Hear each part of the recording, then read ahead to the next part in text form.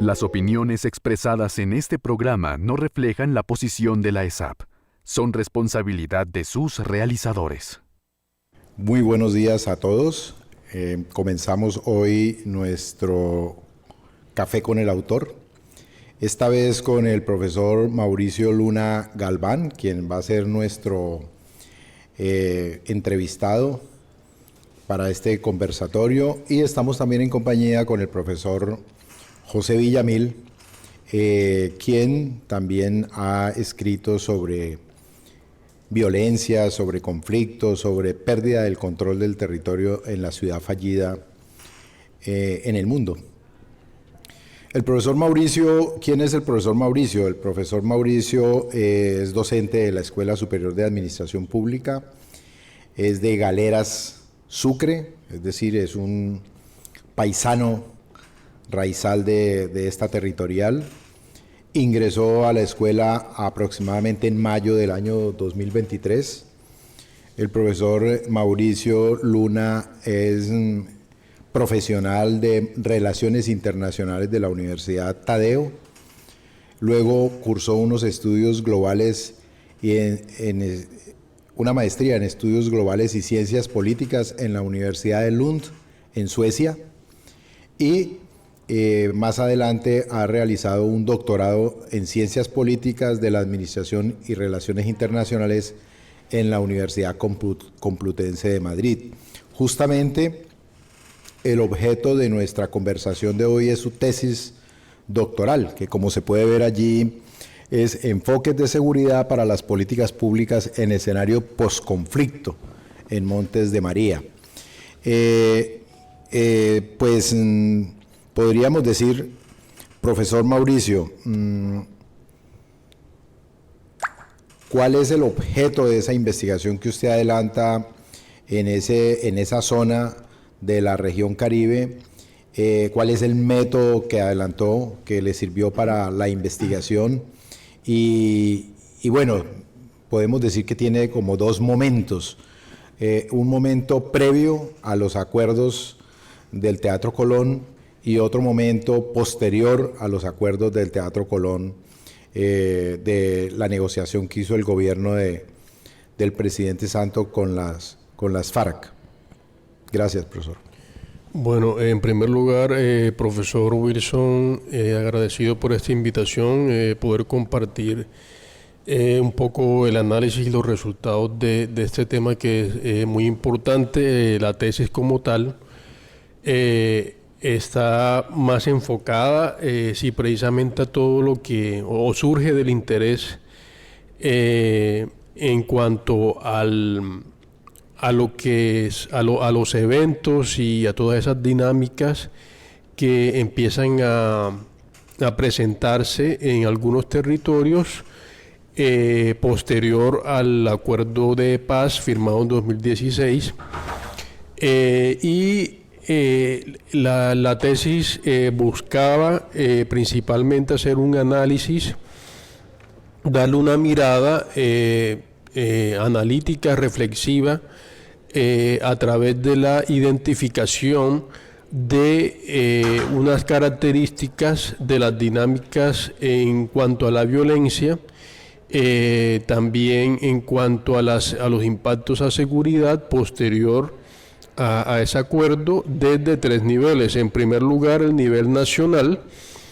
En segundo lugar, a nivel regional, que solo es la región Caribe. Y en tercer lugar, en la subregión de Montes de María. Entonces, digamos, de esos tres niveles, yo quería enfocar este conversatorio en torno al caso particular de Montes de María, teniendo en cuenta que pues es un territorio que por sus particularidades geográficas y también por las características y las dinámicas que tuvo durante el conflicto y bueno, algunos hechos y sucesos que permiten ilustrar o ser un caso particular dentro del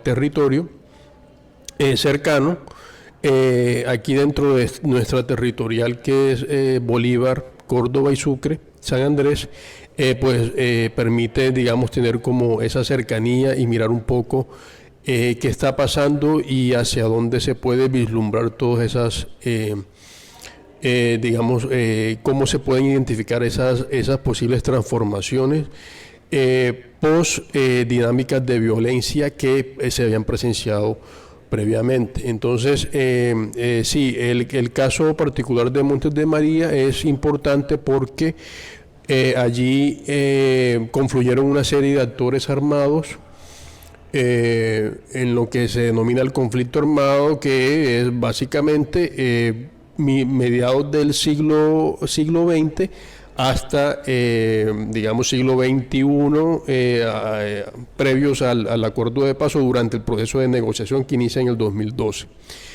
Entonces, aquí encontramos una serie de actores armados que están representados principalmente por las insurgencias. Allí vamos a ver, por ejemplo, una serie de actores iniciales desde los años 60, que son grupos muy pequeños, muy reducidos de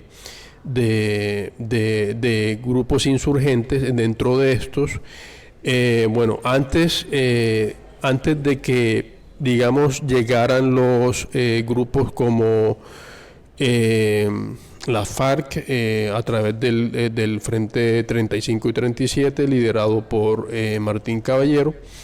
Previamente a esto, digamos, se da con una lucha de los grupos campesinos por la tierra que se da en esa zona, principalmente en Sucre, por los municipios de Ovejas, Chalán, lo que es la corriente de renovación socialista, que son grupos que básicamente fueron de muy corta data.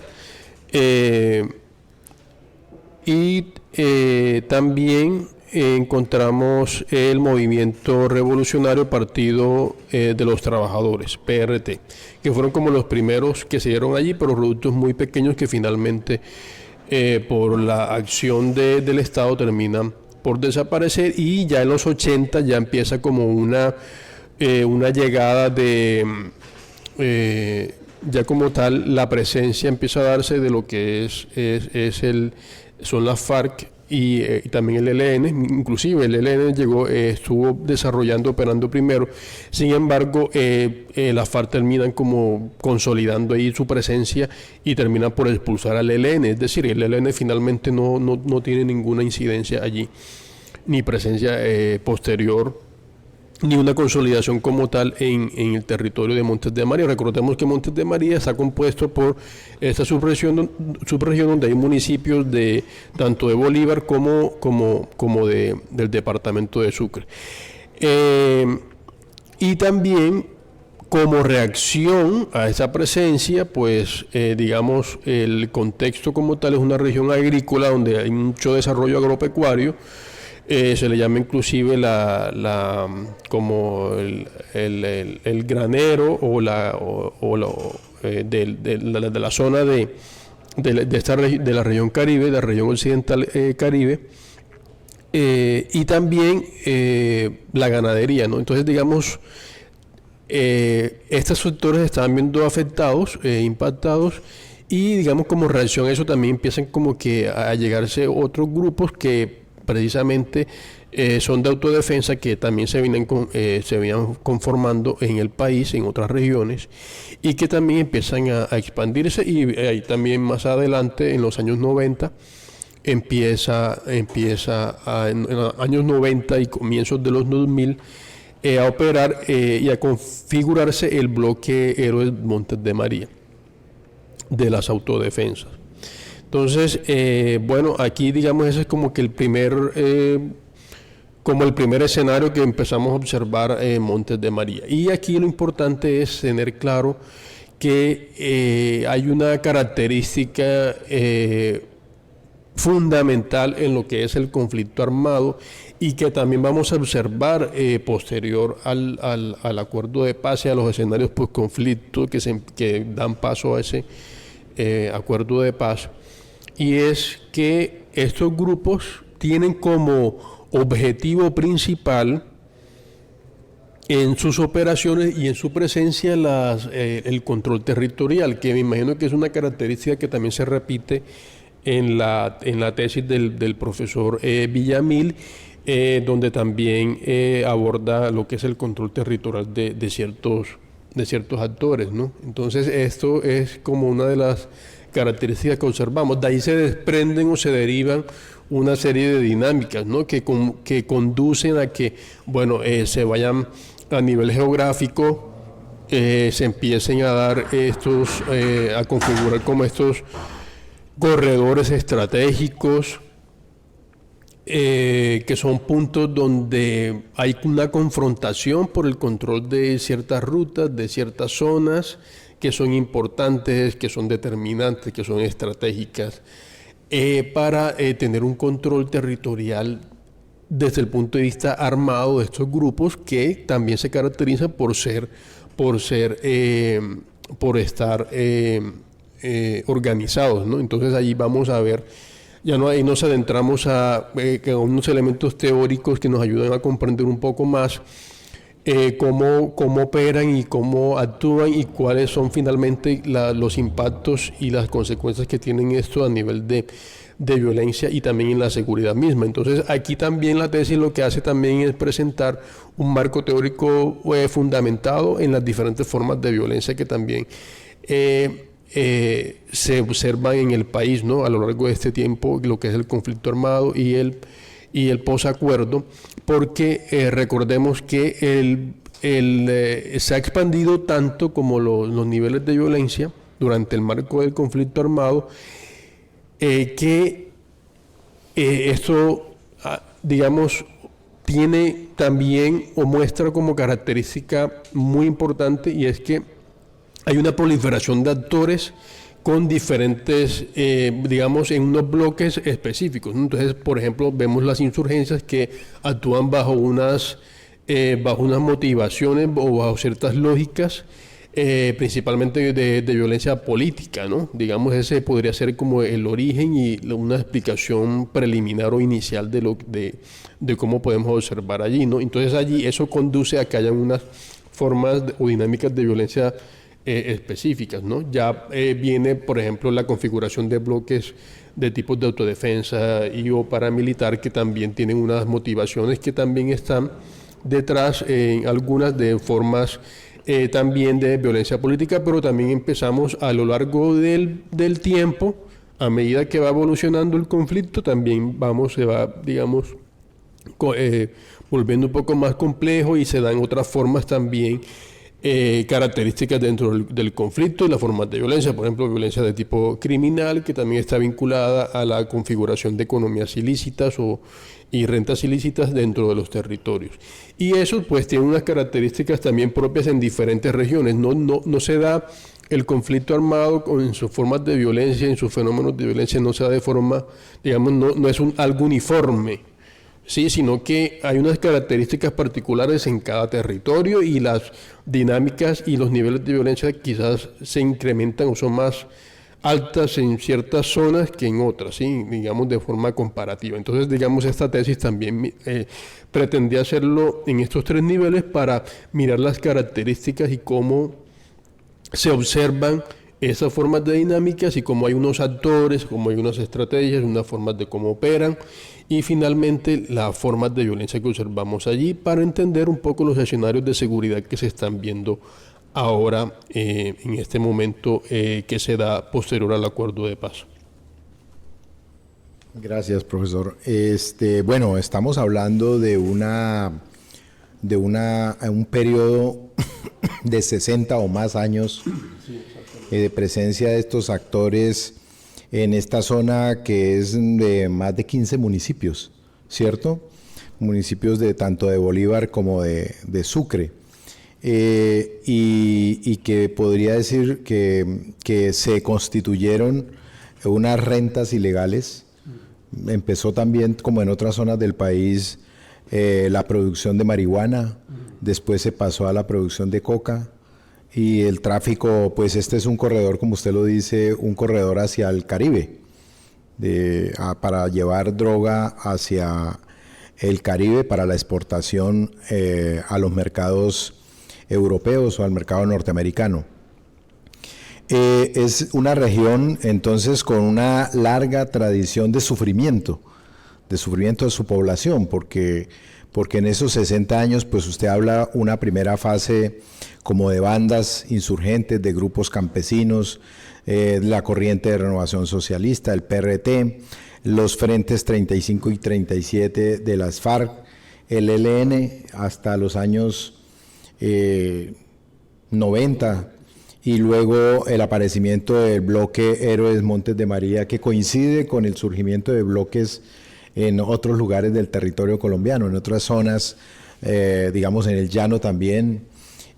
Bueno, esto se inundó, como ya todos los documentos lo han mostrado, con estas fuerzas que emergieron en una defensa, en una financiación también por el empresariado colombiano para la defensa de su propiedad, de las propiedades, de los bienes que tenían estos, con el, digamos, para evitar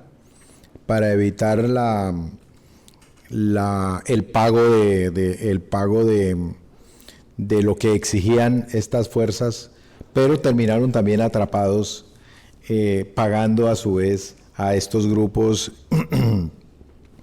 unas comisiones para la protección o para la defensa ante esos grupos, y también sufriendo mucha violencia en el territorio.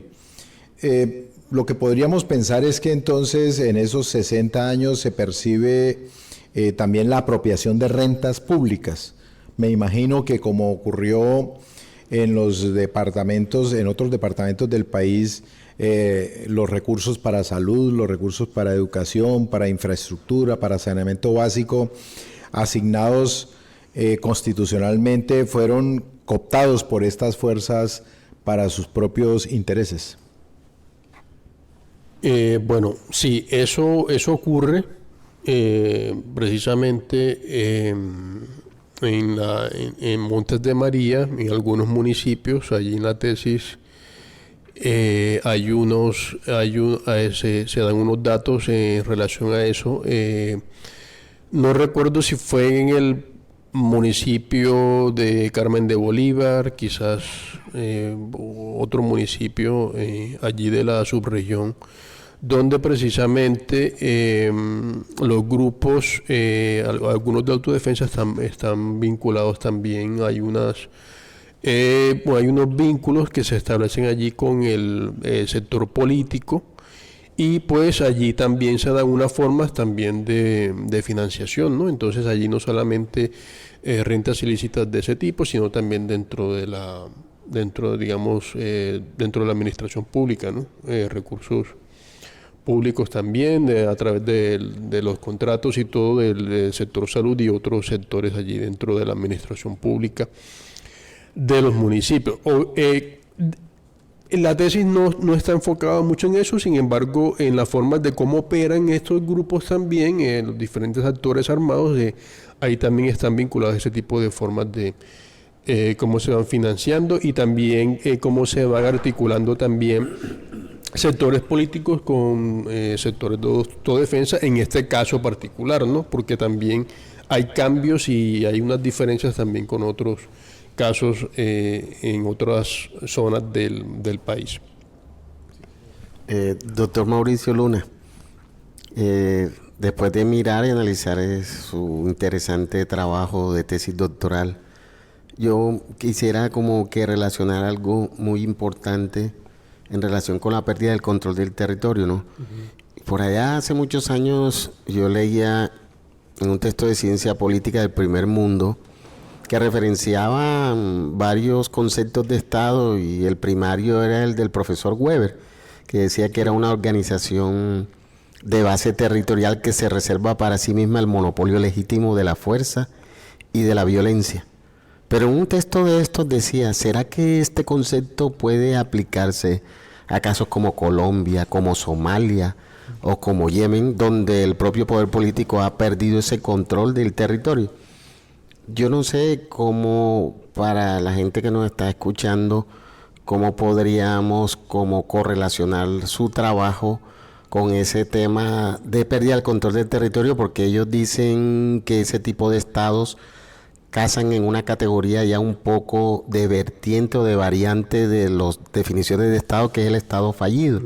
Un estado que pierde el control del territorio en amplias porciones por grupos, ¿verdad?, de autonomización de las acciones sociales. Ahora de pronto, en esta época más nueva, tratan de llamarla gobernanza criminal. Pero muchos que hablan de gobernanza criminal, ellos de pronto no interpretan ni siquiera qué es la gobernanza, porque el tema suyo es mucho más complejo de lo que parece.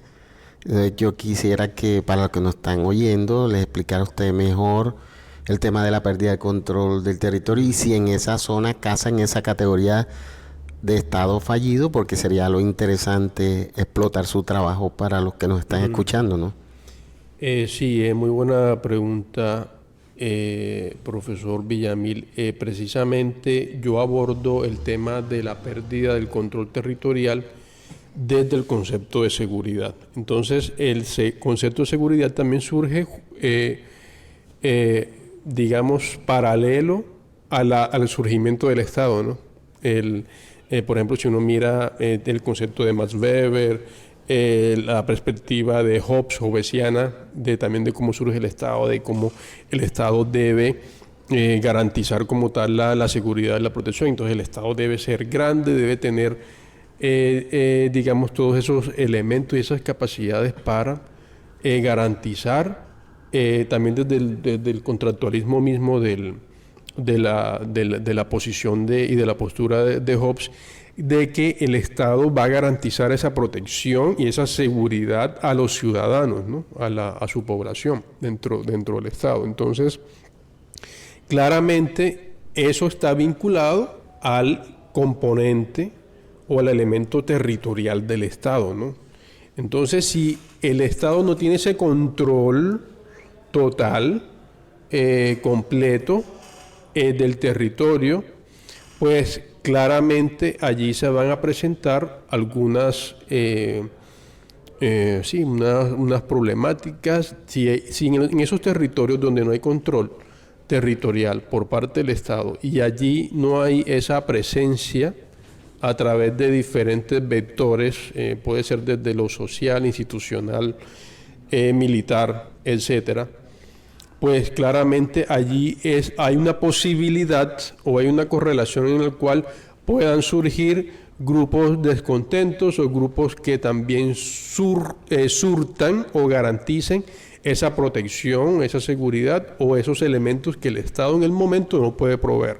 Entonces eso, digamos, puede dar paso a que, digamos, surjan o emerjan grupos de tipo insurgente o que sean grupos, digamos, que se dan en contra del Estado o contra, digamos, otros grupos que pueden estar vinculados contra el Estado, pero que no pueden ser alternativos, porque precisamente bajo la posición o la perspectiva que plantea Max Weber, el Estado es el que tiene que tener el monopolio de las armas, ¿no? Entonces estos grupos armados empiezan a ejercer, no solamente a tener una presencia, sino también a ejercer un control armado del territorio. Entonces allí, digamos, surgen, precisamente de allí surgen, esa es una de las causas por las cuales empieza a darse estas formas de conflicto en los territorios, y precisamente en las periferias o en estos denominados territorios, que también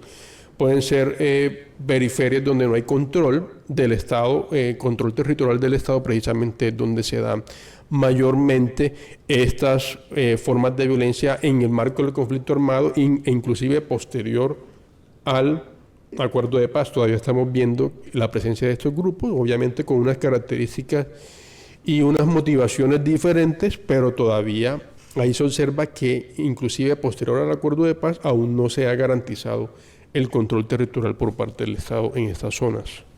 O sea que podemos entonces derivar como que del análisis que básicamente lo que hay es como mutación, sí, de esos grupos, ¿no?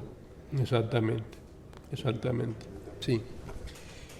En el desarrollo de su exposición, lo que nos ha presentado entonces, y concluyendo y relacionando con la pregunta del profesor Villamil, es que en efecto para esos años del 60 hasta el 2000 o hasta los 90, lo que se puede concluir es una ausencia de Estado, de una estructura capaz de imponer un orden y de garantizar seguridad a los ciudadanos en ese territorio.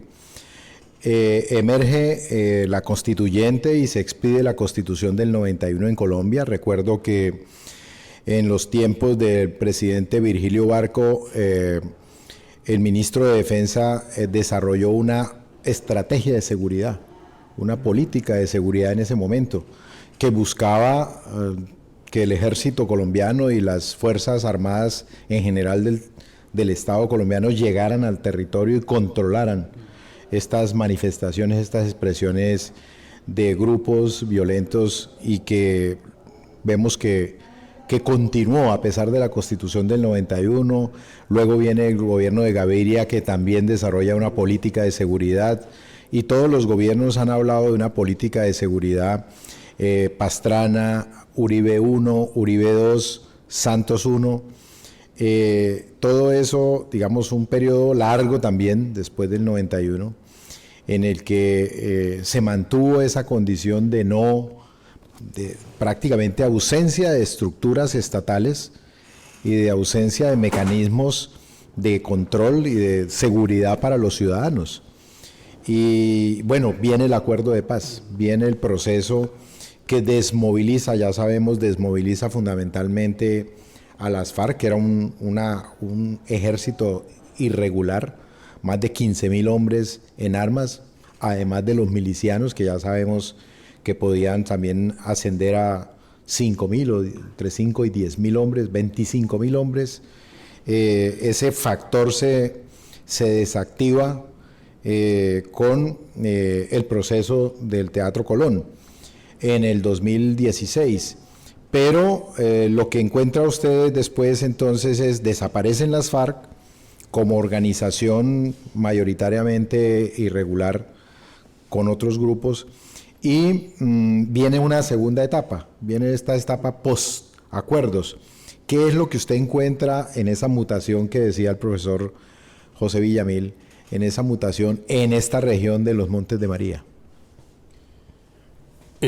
Bueno, profe, allí yo hago un análisis teniendo en cuenta precisamente estos elementos teóricos que me probé. Por ejemplo, explicar cómo actúan estos, cómo se comportan, cómo actúan, cómo operan estos grupos, cómo se configuran, cuáles son sus motivaciones, a través de cómo se dan, cuáles son las causas de la violencia de tipo, digamos, sí, las formas de violencia. Entonces yo había indicado, bueno, ahí estos grupos insurgentes, también las reacciones y la conformación de grupos de autodefensa, algunos tienen, digamos, en sus matices, formas de violencia política, en las formas de actuar, ¿no? Entonces ahí, digamos, se dan, por ejemplo, las características que uno observa es de la violencia: secuestros, sí, algunos homicidios, tomas de pueblos, masacres, digamos principalmente como esa forma, que eso fue lo que precisamente condujo en esas luchas por el control territorial y por las rutas, por los corredores estratégicos y todas estas zonas territoriales. Pues claramente allí se dan los picos de violencia más altos, ¿no? Los eventos o los hechos de violencia más altos. También hay motivaciones que se dan, digamos, el surgimiento de algunos de estos grupos, principalmente los insurgentes o de guerrilla, porque en estas zonas, y bueno, inclusive algunas donde también hay autodefensas también, formas de violencia estructural, ¿no? Que precisamente es la que se vincula con el Estado. El Estado no ha dado garantía en esas zonas, en esos territorios, en los derechos y en las garantías de lo más básico, ¿no? Entonces, por ejemplo, salud, educación. seguridad. Entonces, estos grupos, digamos, toman estas zonas, ¿no? Que son, digamos, las zonas grises o las zonas periféricas donde no hay control territorial. Entonces, digamos, esas formas esas formas de violencia política, formas de violencia estructural y también formas de violencia criminal, porque cada vez más estos grupos se van articulando a economías en que en el territorio, por su mismo contexto, permiten que se den estas entonces vinculadas a la economía de la droga, los cultivos ilícitos, la droga, narcotráfico, principalmente. Cuando se da el acuerdo, cuando se firma el acuerdo, y pues se da a través del modelo de desmovilización, desarme y reintegración, que es el modelo DDR, pues allí se da o se aplica a los insurgentes o los guerrilleros de la guerrilla precisamente más grande, que es la FARC, y digamos allí se da una desmovilización alrededor del 80%. Entonces queda un 20% que son las denominadas disidencias que hoy vemos actuando. Entonces, digamos, la mutación digamos, se explica a través de que, bueno, la estructura más grande, pues, se desmantela, se desarma, se desmoviliza. Previamente es importante también, previo al acuerdo de paz de 2016, es importante también hablar del acuerdo de Ralito, ¿no? Que es la desmovilización paramilitar. Entonces, la pregunta aquí, para hacer el análisis de cómo se da la mutación, es qué pasa con esos actores armados que estaban en estos territorios y que se desmovilizan, ¿no? Y que empiezan el proceso del DDR. ¿Sí? ¿Qué pasa con ellos? Entonces, se cumplen con los acuerdos de reintegración. ¿Sí? De reintegración. Hay una reintegración. Entonces, yo, tomando los puntos más importantes del acuerdo, entonces, por ejemplo, el que está con respecto al problema de las drogas, los cultivos ilícitos, la vinculación, la participación política de los actores que venían, se motivaban por temas políticos, pero que ahora cambia completamente y aún se mantienen precisamente esos problemas estructurales en los territorios. ¿Sí? Es importante tener eso en cuenta, y aún se mantienen estas economías ilícitas de renta que permiten que aún hayan factores de financiación en estos territorios, lo cual permite que las falencias que hubo en los procesos de desmovilización previos, tanto de los paramilitares como en el acuerdo de paz, las falencias y las debilidades, pues, conducen a que estos grupos, con todavía estos factores estructurales y con estas economías todavía allí que empezaron a configurarse, porque ahora se le suma también la minería ilegal, ¿no? Y una serie de economías de renta ilícita o economías ilícitas que permiten el financiamiento y la operación de estos grupos, lo cual conduce a que no solamente las motivaciones hayan cambiado, que es las características de esta mutación, las motivaciones que básicamente ahora están fundamentadas en que son de tipo económico, ¿sí? Financiero, economías, rentas de economía ilícita, y segundo, ya la forma en cómo operan y las formas de violencia ya también son diferentes, ¿no? Entonces, por eso hemos visto unos aumentos en la extorsión, unos aumentos también en unos tipos de homicidios. O sea, ya se han reducido completamente, se han reducido mucho, o sea, aún existen, se presentan, pero se han reducido drásticamente lo que es secuestro, tomas guerrilleras, masacres, digamos, que se dan entre zonas y entre estos grupos, y también de estos grupos contra población civil, se han reducido drásticamente, que esas son, digamos, las formas de violencia que precisamente el acuerdo de paz quería abordar o atacar, ¿sí?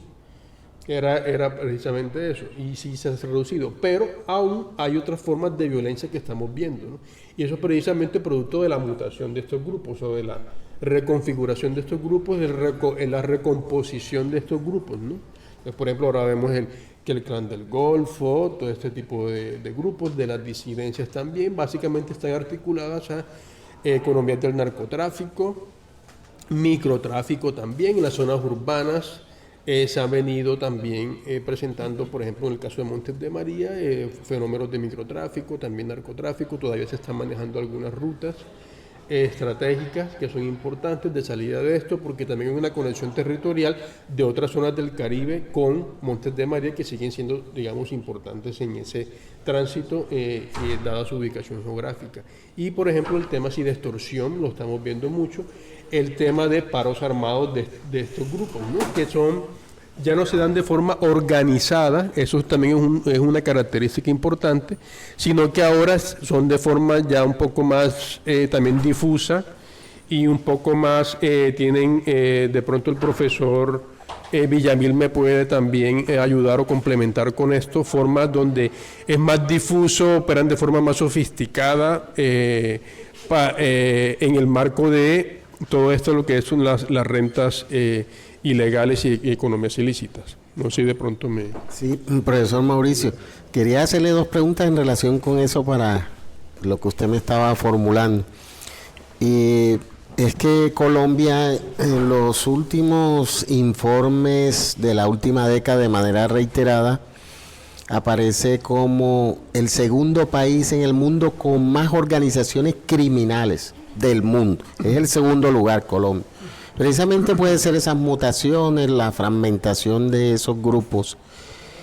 Y lo otro es que, bueno, los informes mundiales también, por lo que he podido entender, es que los terrícolas se están matando más, quizás en sus conflictos internos y en disputas, violencias intrafamiliares, que en los mismos conflictos bélicos donde están las potencias.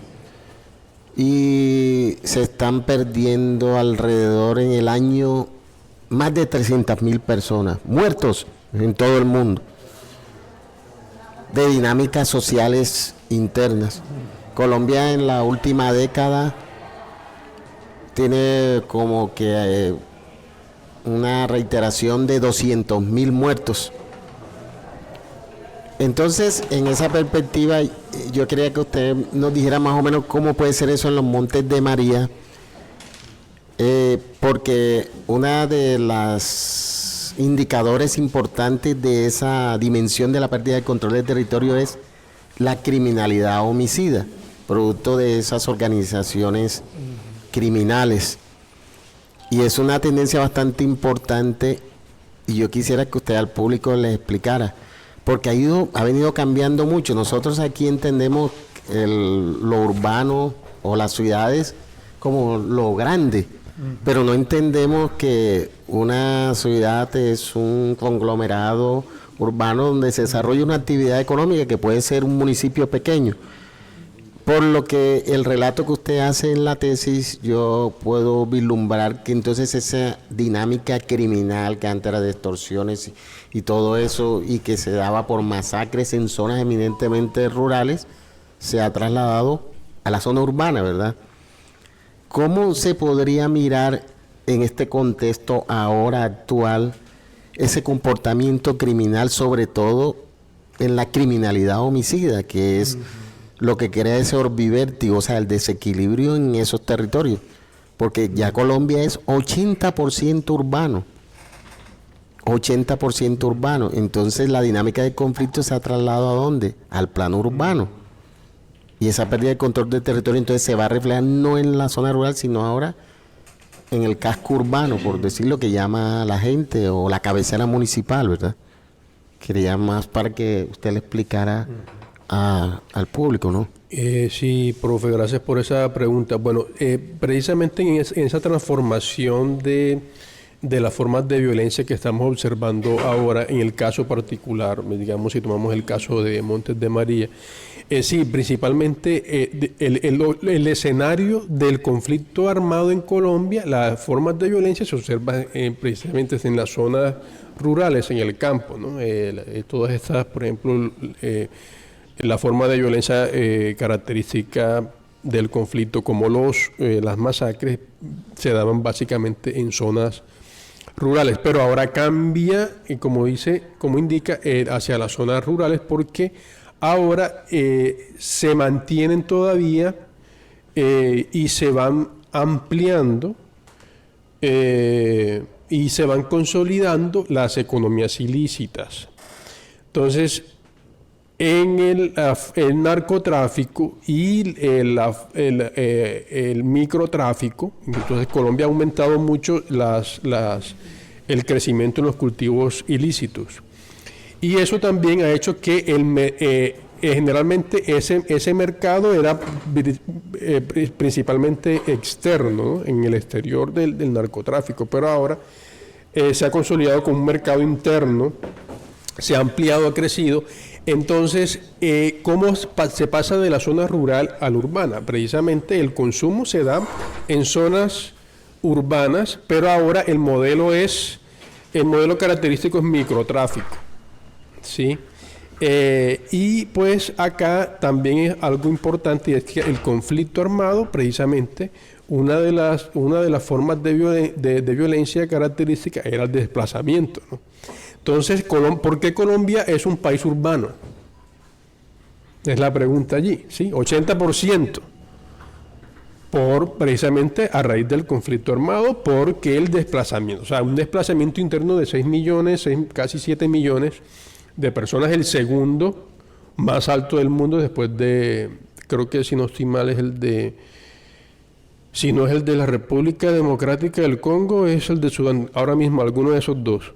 Entonces, a nivel mundial, Colombia es el segundo. Entonces, todas esas personas que, huyendo de la violencia, se desplazan a las zonas urbanas, entonces también crea unas problemáticas sociales, ¿no? Entonces, por ejemplo, la anomia o problemas de violencia estructural que ya vimos, y eso hace que en estos barrios, pues obviamente tengan unas características o formas bien complejas en lo social, y eso permite que, pues, obviamente, en las zonas urbanas también haya inclusive no haya control territorial del mismo Estado, porque entonces se forman estas, fronteras invisibles y zonas grises dentro de las mismas ciudades. Entonces eso también son como las condiciones para que se den estas formas de economía criminal y estas características dentro de violencia de tipo criminal, y por eso se ha venido incrementando estas formas de violencia en las ciudades, y estas nuevas transformaciones en la violencia que se están centrando en las zonas urbanas. Bien, muchas gracias. Muy buenos días a todos. Aquí estamos en un conversatorio que iniciamos poco antes de la llegada de ustedes, estudiantes de Administración Pública. Estamos conversando sobre el trabajo de investigación del profesor Mauricio Luna, su tesis doctoral sobre cómo se reconfigura el conflicto en Montes de María después de los acuerdos de paz del 2016. Es parte de lo que ustedes están escuchando en esta entrevista, en este conversatorio, este café con el autor. Y fíjense ustedes, este cóctel tan complicado que él está mostrando del presente, de la situación que estamos viviendo en ciudades como Cartagena, Barranquilla, Montería, Sincelejo, Valledupar, pero en todo el territorio colombiano, en Cúcuta también, en Villavicencio, en Cali, y es que hay varias situaciones, profesor Mauricio. Yo recuerdo que con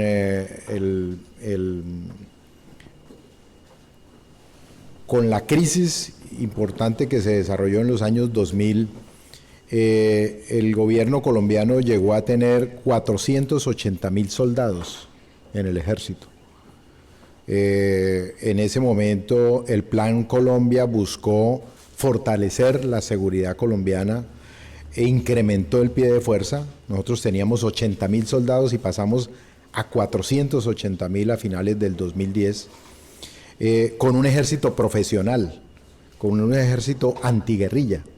Ya no simplemente soldados que eran reclutados al finalizar cada año, los muchachos jóvenes, sino un ejército profesional, unos que se revincularon al ejército colombiano por convocatorias que se hicieron, recibían salario, etc. Y luego del acuerdo de paz del 2016, el ejército del gobierno considera que ya desmovilizada esta guerrilla, la mayor del país, se podía también reducir los costos militares, los costos en el ejército. Y las cifras que tenemos últimamente que he visto es que el ejército colombiano tiene 250.000 hombres, es decir, una desmovilización de por lo menos 200.000 soldados profesionales. Pero después del acuerdo sabemos que hubo un intento de hacer trizas el acuerdo. Y las políticas, los PEDETs que eran parte de la estrategia de reincorporación, de mejora de condiciones de vida en los 170 municipios que más habían vivido el conflicto colombiano, realmente no se desarrolló con intensidad en esos siguientes años, del 2018 al 2022. Lo hemos visto todos los días en las noticias, en los informes, que no se cumplió esa parte del compromiso que tenía el Estado colombiano en los acuerdos ratificado por Naciones Unidas, por la Unión Europea, por diferentes instancias, y eso ha hecho que entonces muchos grupos se reconfiguraran, usted lo ha dicho, y pues hoy Colombia es un exportador de fuerzas a otros países, en el conflicto de mercenarios, en el conflicto ucraniano, en diferentes conflictos en el mundo, están yendo estos antiguos soldados profesionales, especialistas en lucha antiguerrilla, que saben mucho de la guerra, que saben mucho de la estrategia militar, a tratar de ganarse la vida, y están llegando en féretros, porque pues estos conflictos tienen la probabilidad altísima de que la persona muera en ellos. Parte de eso estará alimentando esa situación en Montes de María, parte de este conflicto de no haber afrontado la mejora de condiciones de vida, vías, hospitales, escuelas, en esos municipios que vivieron el alto conflicto, que se llaman los municipios PEDET, y que Montes de María es uno de esos escenarios.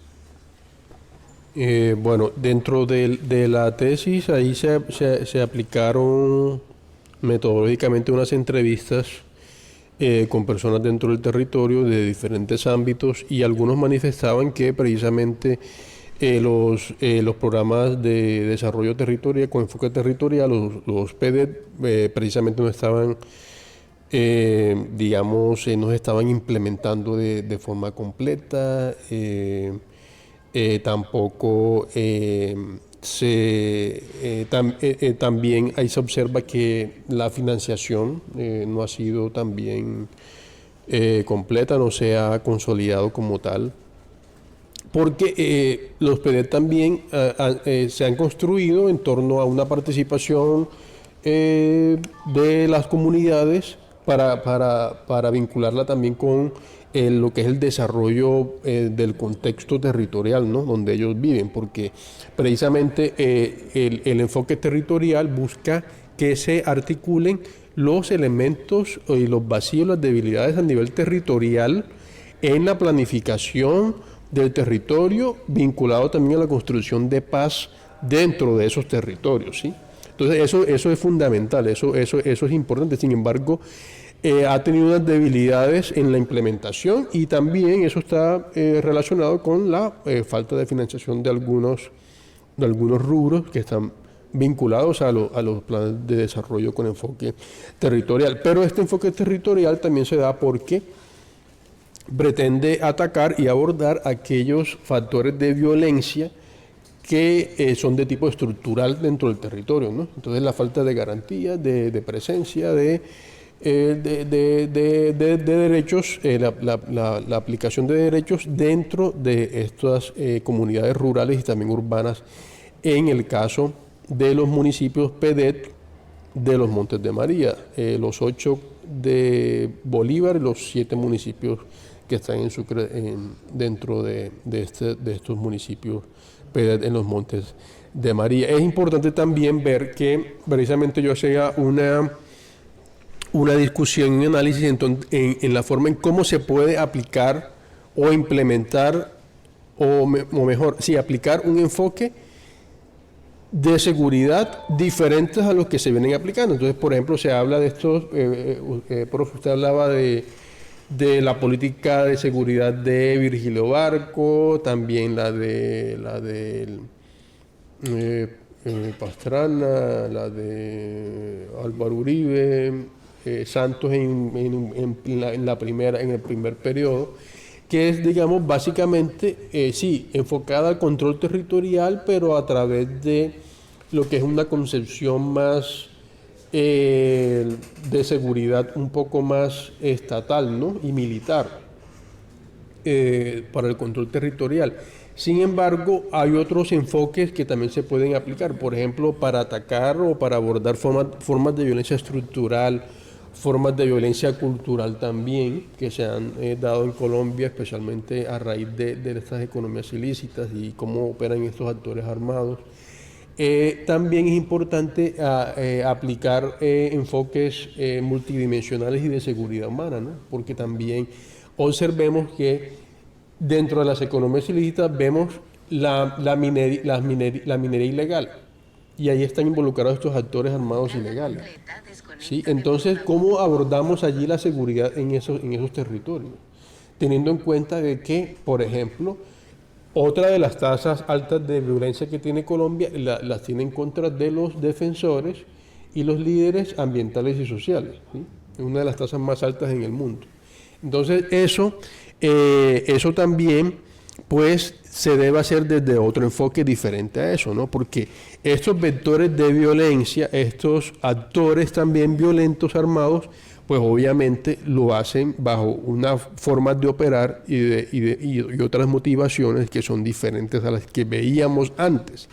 Entonces, es importante también ver cómo, por ejemplo, se aplica desde seguridad humana, seguridad ambiental, seguridad, por ejemplo, multidimensional también, formas de cómo se pueden abordar actores que ya no son, no tienen la misma lógica que tenían antes, sino que, por ejemplo, los actores que están, por ejemplo, vinculados al narcotráfico, actores armados, ya operan de forma transnacional, ¿sí? Entonces ya no es lo mismo.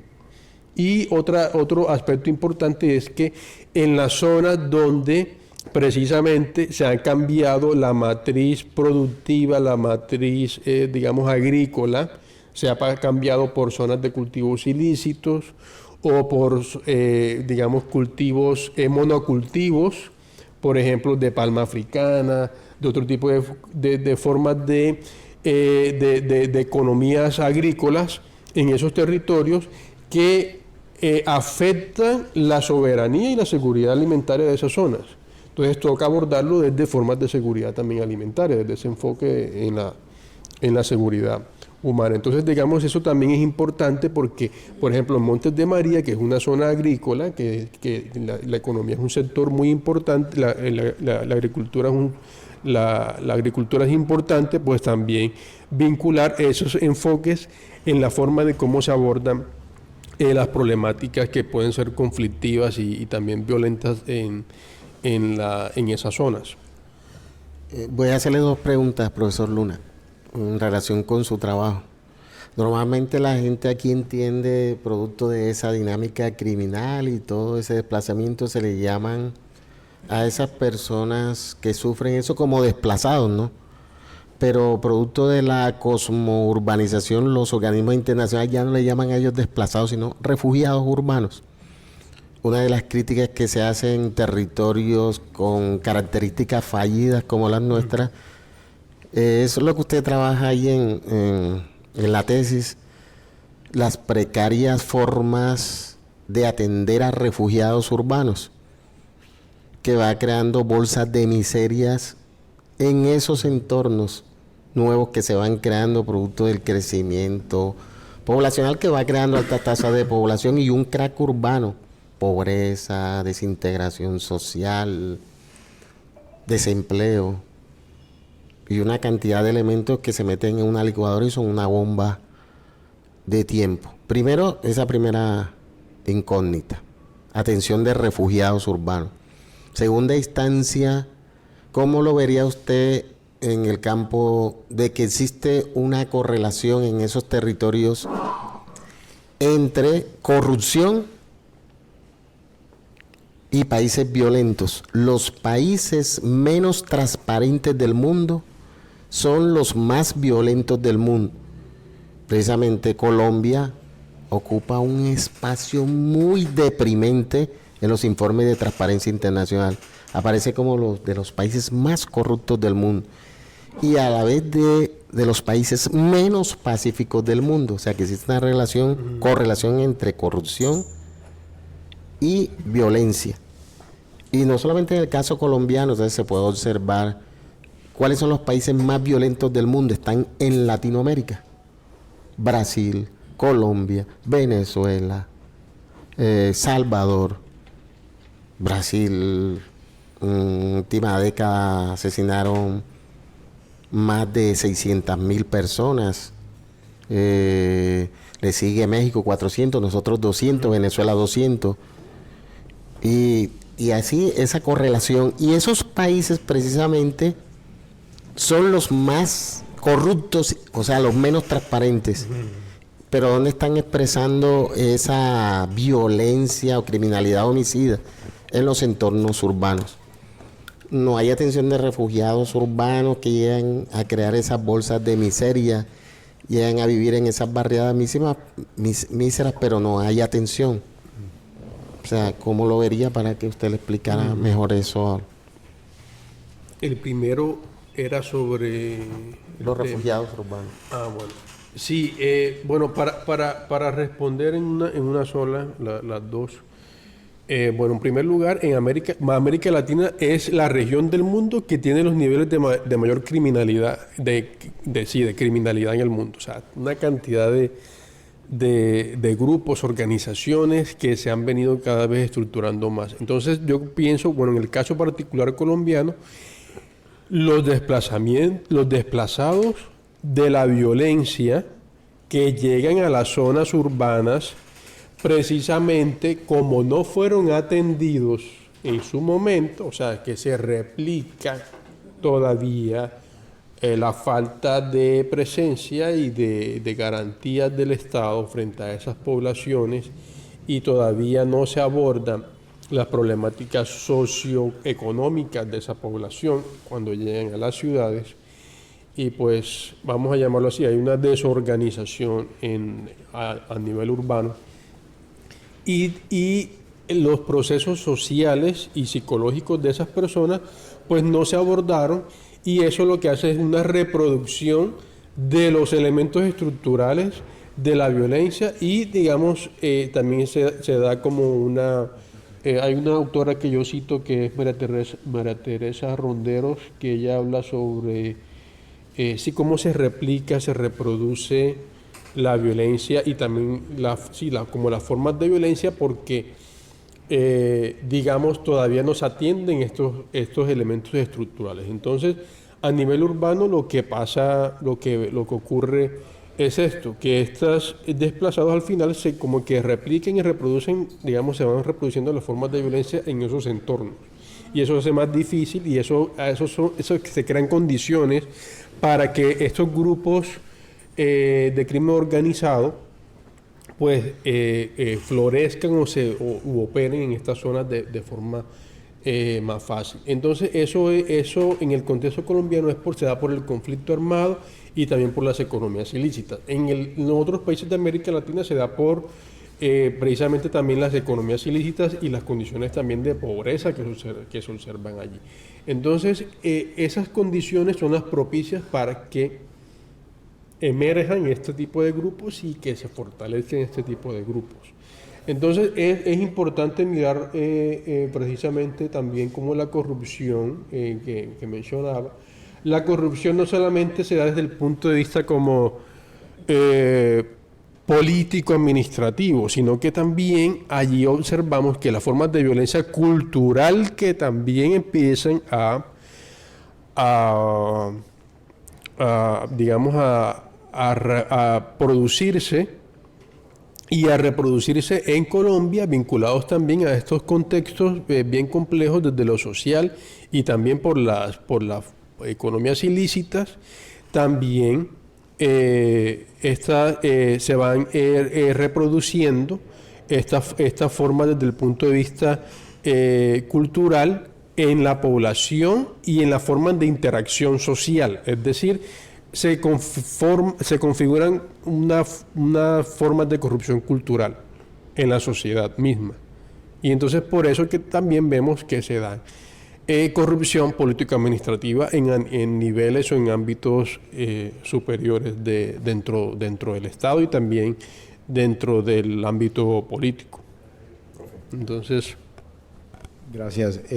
Pues aquí tenemos un grupo de estudiantes de administración pública, quienes ya han participado en otros conversatorios. Y me imagino que como estudiantes ellos estarán pensando, bueno, nosotros vamos a llegar a trabajar eventualmente en un municipio categoría 6, categoría 5, categoría 4, o en un municipio como un distrito como Cartagena, o en otros municipios, Turbaco, aquí los tenemos cerca a lo que podríamos decir el área metropolitana de Cartagena. ¿Cuál es el panorama? Y también queda abierta para que ustedes le pregunten al profesor a partir de lo que han escuchado, ¿cuál es el panorama que es probable que estos estudiantes se encuentren al vincularse a un municipio, digamos, en Montes de María?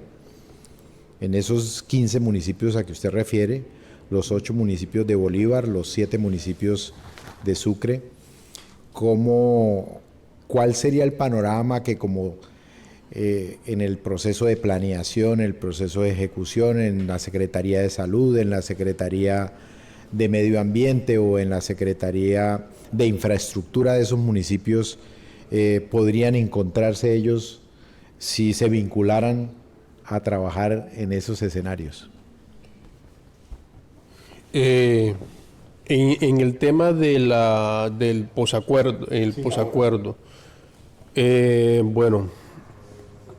bueno, primero, en esos nuevos escenarios es bastante complejo desde la administración pública en realidad, porque bueno, yo también he estado ahí presente en algunas ocasiones. Por un lado, bueno, si el tema fiscal es importante, las preocupaciones en torno a qué va a pasar con los planes de desarrollo territorial en esas zonas es importante. Y en tercer lugar, las condiciones de seguridad también son complejas para los funcionarios públicos en esos municipios, por precisamente lo que explicaba ahorita, las transformaciones en cuanto a las formas de violencia, ¿no? Entonces ahí también el tema a veces de extorsión, de presiones, de amenazas, también son nuevas formas de violencia que están ejerciendo estos actores dentro del territorio, no solamente contra la población civil, sino inclusive con algunos funcionarios públicos. Entonces, digamos, esta convergencia de factores, pues, hacen un poco, digamos, plantean un desafío claro para la administración pública y para los funcionarios públicos dentro de estos municipios. ¿Qué pasa? Yo pienso que aquí es importante tener como una visión integral, desarrollar las mayores capacidades posibles para transformar el territorio y tener claridad sobre cómo se puede abordar no solamente el desarrollo local a través de estos planes, y vincular también, conocer el territorio, conocer las necesidades de la población allí para articularlo con la formulación de las políticas públicas y también, por ejemplo, en las problemáticas sean de seguridad, sea de desarrollo, sean problemas socioeconómicos, fiscales dentro de esos municipios. Es importante articularlos y formular desde diferentes elementos, criterios y factores de una forma multidimensional para que estos planes, estos programas y esas políticas públicas vinculadas a estos programas y proyectos también tengan una visión, una perspectiva integral que logre también abordar las problemáticas estructurales que se están presentando en estos territorios y particularmente en estos municipios. Profesor, yo creo que usted le explique a ellos lo siguiente. Cartagena es una de las 50 ciudades más violentas del mundo, según los informes. Va por su tercer año consecutivo y le puedo asegurar que en el próximo informe que sale en marzo del Consejo de Seguridad, Justicia y Paz, que es la que se encarga de averiguar las ciudades más violentas del mundo, va a estar Cartagena otra vez. ¿Cómo relacionamos el estudio suyo de los Montes de María, en ese concepto de refugiados urbanos, trasladado a esa dinámica hacia nuestra ciudad, una ciudad que ha ido creciendo poblacional y eso necesariamente trae pesadas cargas que le superan la mentalidad de los administradores públicos de antes, ¿no? Entonces vemos todo lo que está ocurriendo, una mezcla muy grande, una ciudad que tiene más de 35 homicidios por cada 100.000 habitantes. Y la cosa sigue la misma dinámica. Pero mientras tanto, uno se duerme y todo es belleza, cosas de ese tipo. ¿Cómo lo ve las perspectivas desde el contexto de los Montes de María hacia Cartagena? ¿Cómo ha influido sobre la ciudad de Cartagena, una ciudad que ha crecido más que toda la ciudad que ha crecido a la par de Bogotá, al mismo exponencial o porcentaje? Cartagena tenía 500.000 habitantes y rápidamente pasó a más de 1 millón.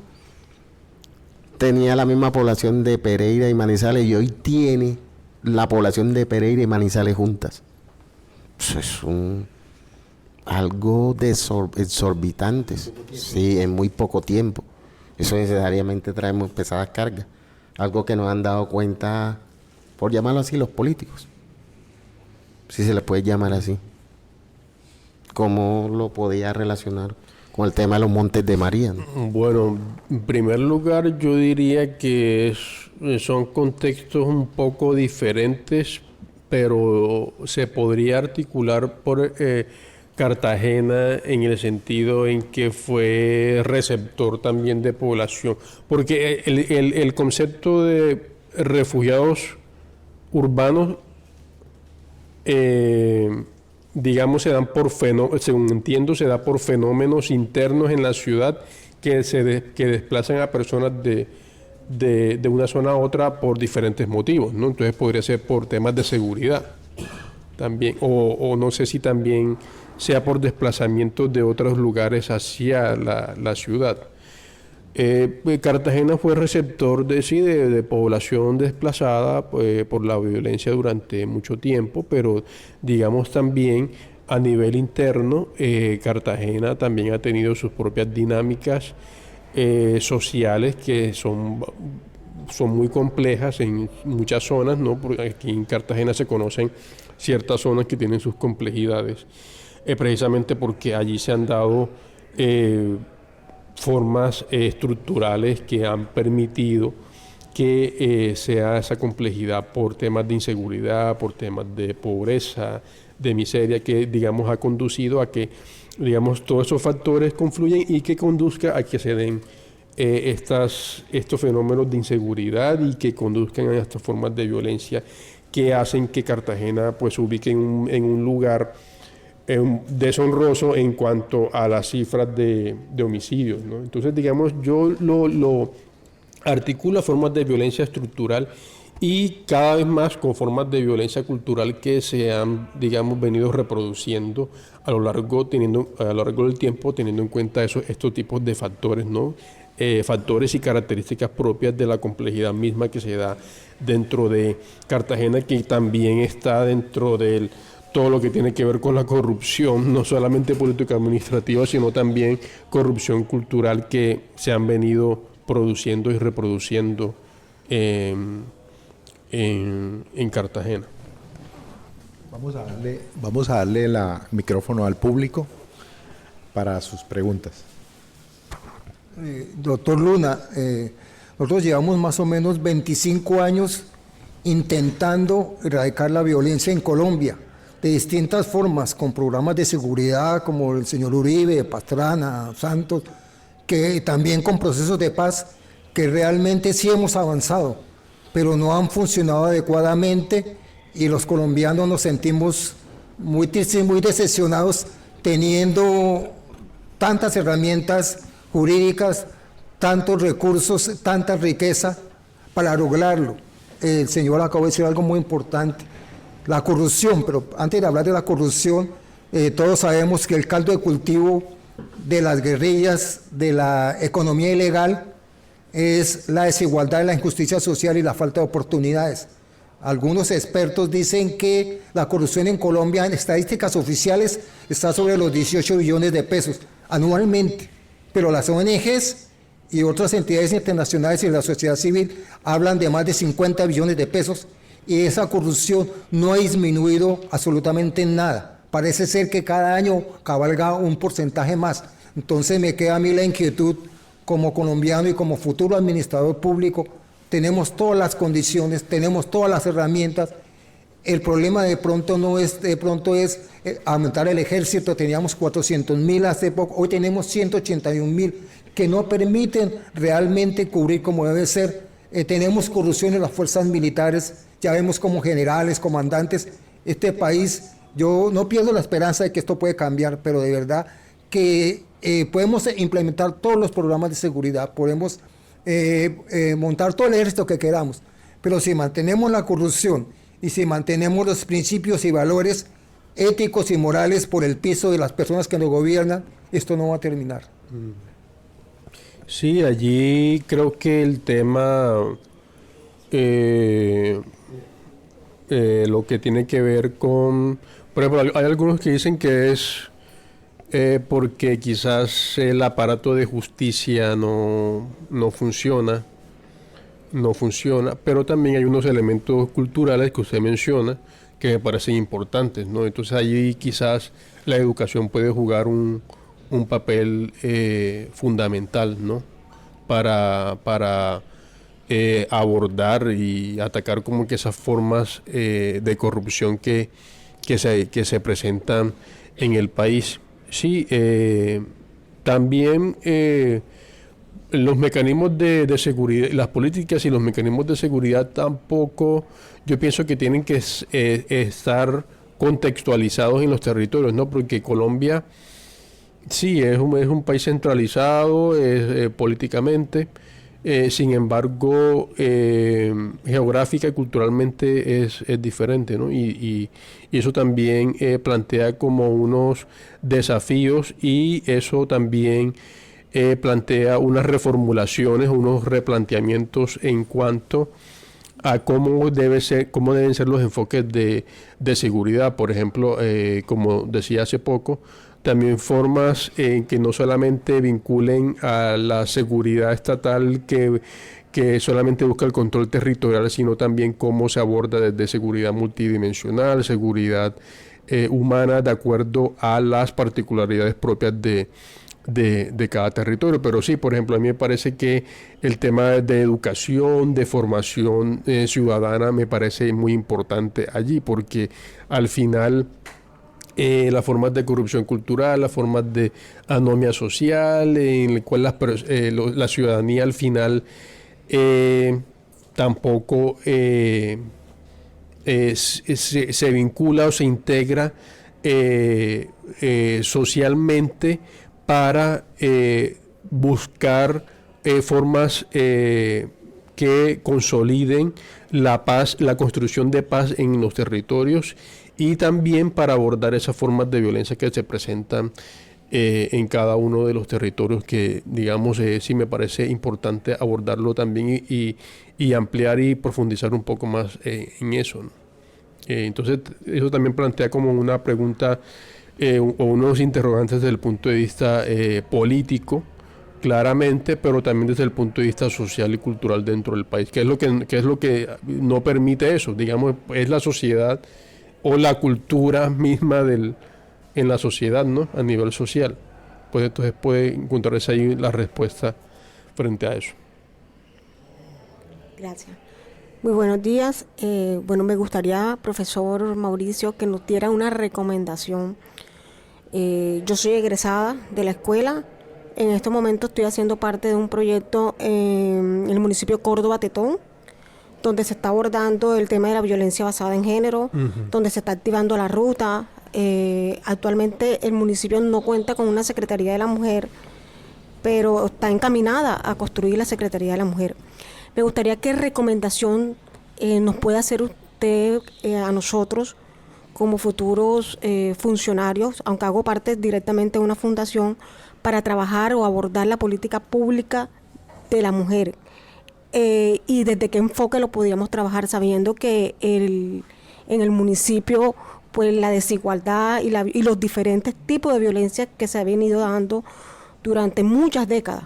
Entonces, específicamente, ¿cómo podemos abordar esa seguridad de la política pública de la mujer? Bueno, no soy muy experto en el tema sobre violencia de género, pero bueno, yo pienso que estas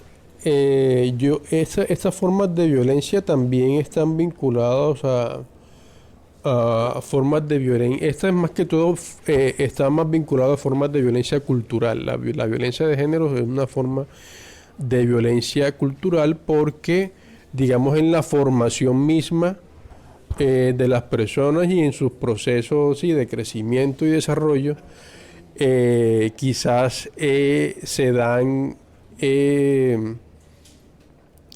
aquellas diferencias en las cuales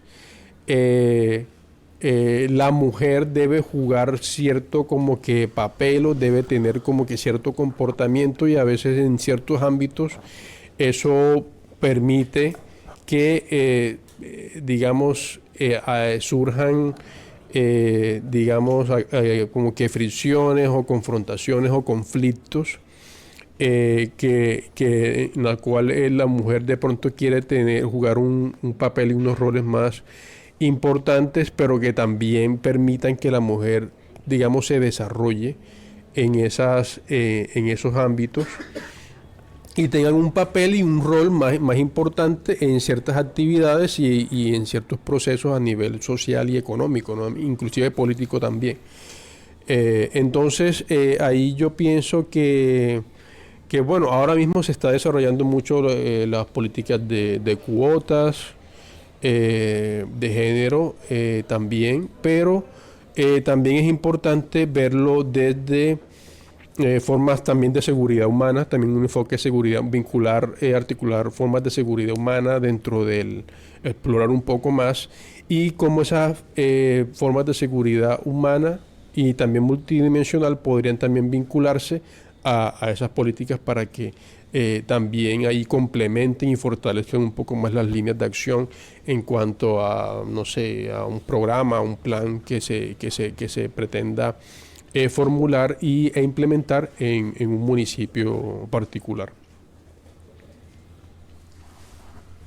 Doctor Luna, buenas tardes. Bueno, observando la gravedad de nuestro territorio nacional, cuando hablamos de conflicto y narcotráfico, viendo también que hay una clase política que le conviene de que en el territorio nacional haya conflicto.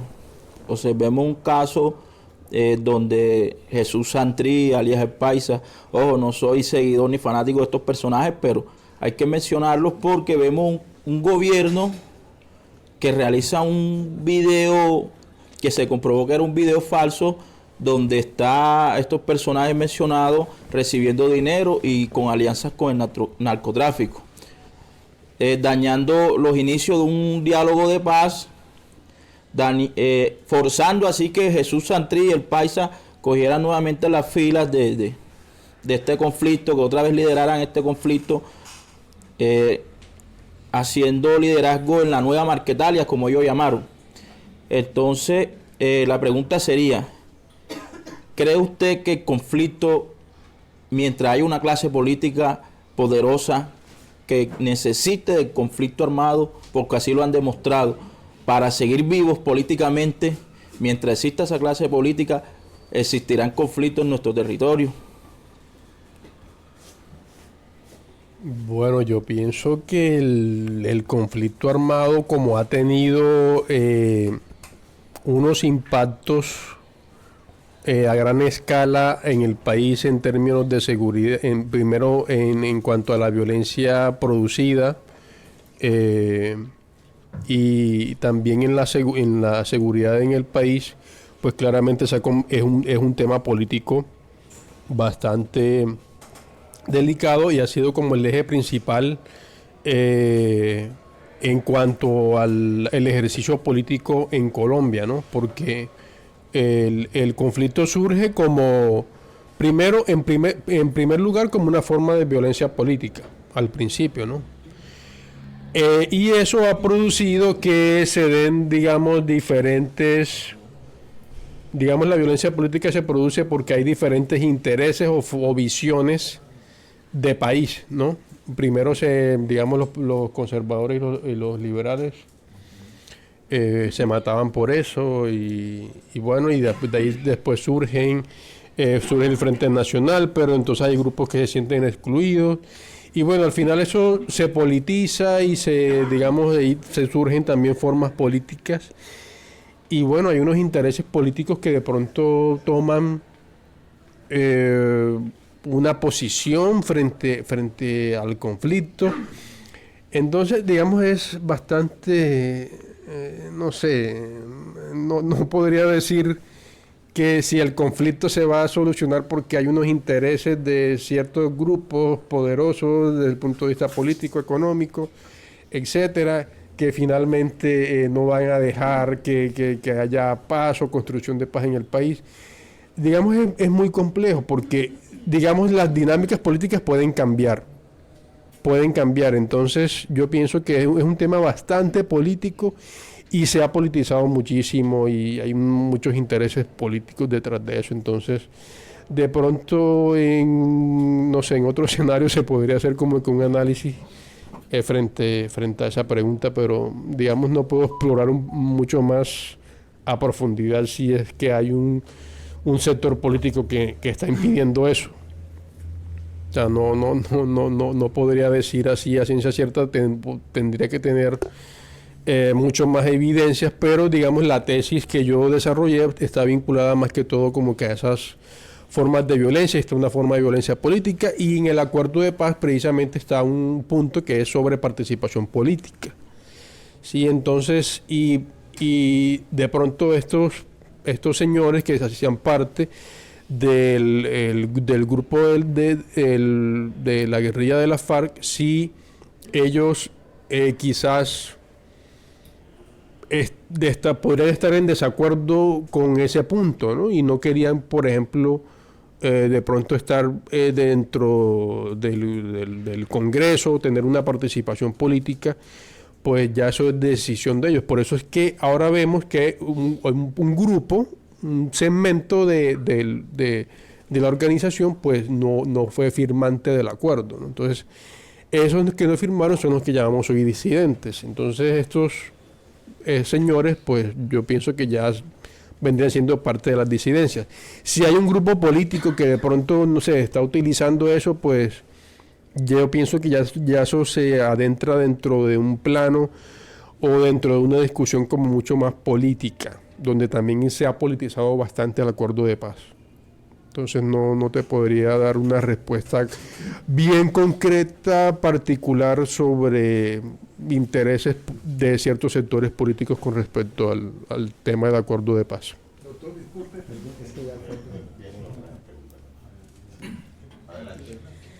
Doctor, buen día, mi nombre es Betsy Martínez.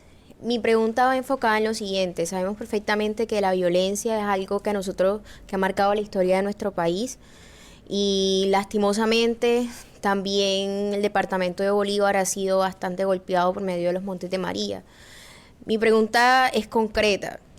Teniendo en cuenta el título de su investigación, que es Enfoque de Seguridad para las Políticas Públicas en Escenarios Post-Conflicto, quisiera saber cuáles son los derroteros, los caminos a seguir, y cuáles son esas problemáticas o esos focos especiales en los cuales nuestros gobernantes, en los cuales nuestros funcionarios tienen que trabajar principalmente para que esas problemáticas que se están presentando en seguridad, en educación, en desarrollo dentro de los Montes de María puedan ser finiquitados.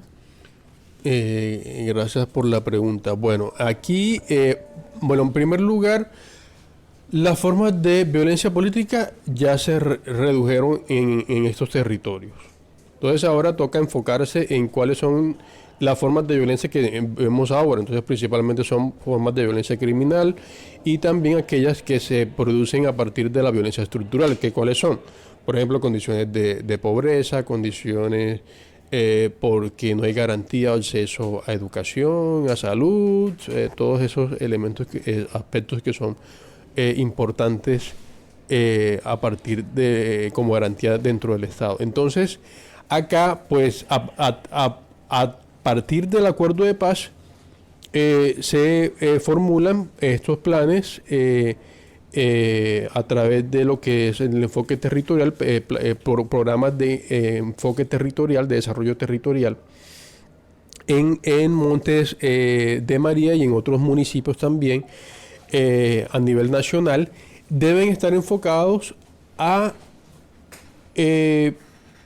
a atacar estas formas de violencia estructural y criminal a través de nuevos enfoques de seguridad multidimensional y también humana, que están principalmente asociadas a mirar cómo, por ejemplo, a preguntas o interrogantes importantes que son, por ejemplo, cómo podemos abordar el tema de consumo, del mercado, de las actividades ilícitas, cómo se pueden abordar formas de violencia estructural que se dan a partir de los altos o ciertos niveles de pobreza o de miseria en la zona, de cómo podemos abordar el tema de la alimentación a través de seguridad alimentaria.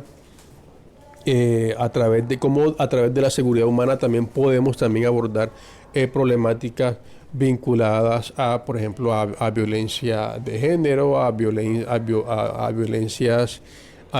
intrafamiliar o a formas de violencia también criminal dentro de estas zonas, donde también se les debe dar también un enfoque en derechos humanos, ¿no? Entonces eso también es importante vincularlo en la formulación también de políticas públicas. Sin embargo, sí, a veces es bastante complejo el ejercicio de la administración pública a partir de los gobernantes, porque a veces se presentan, problemas fiscales, problemas también de capacidad en la elaboración de proyectos también de desarrollo, la formulación de las políticas públicas. Entonces también es importante mirar, incrementar las capacidades en la formulación y también en la implementación y evaluación de estas políticas, vinculando estos nuevos enfoques y estos nuevos modelos, ¿no?, que también pueden ser contextualizados en el territorio.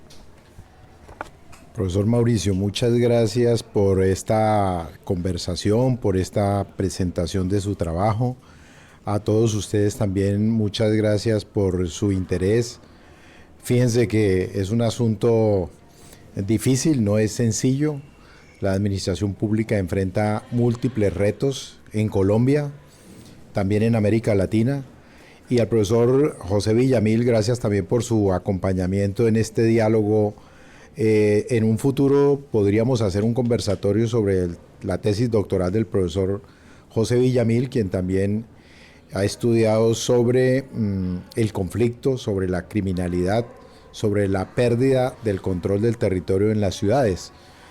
Y bueno, este es uno más de los conversatorios que hemos decidido realizar en la territorial para que ustedes puedan enterarse, informarse del trabajo de nuestros docentes, en este caso el profesor Mauricio, que es docente de carrera de la territorial, es colega, y lo vamos a tener aquí acompañándonos seguramente, y ustedes van a tener la oportunidad de contar con él como docente en varios cursos. Entonces, lo mismo que el profesor Villamil, quien es profesor también de la territorial.